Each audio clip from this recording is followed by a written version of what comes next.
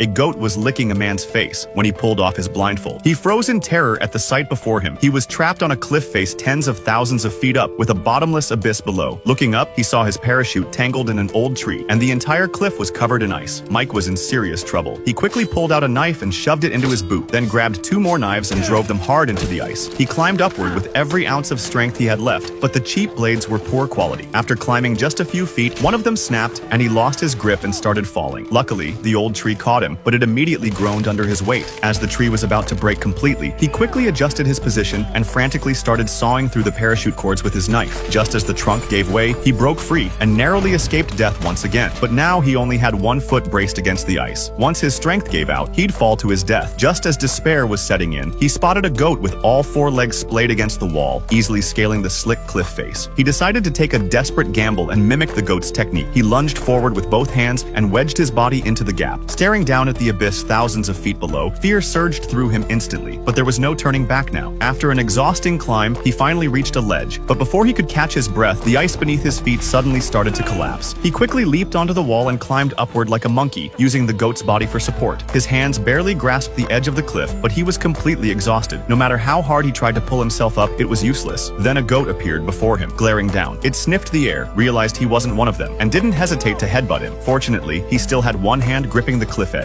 He hurriedly steadied himself, and just as the goat charged again, he grabbed hold of its horns. The goat panicked and tried to escape, and in its struggle, it accidentally pulled him up. Finally, he made it to the top of the cliff. He could hardly believe that in the end, it was the goat that saved his life. He made a silent vow to himself. From this day forward, he would never eat goat meat again.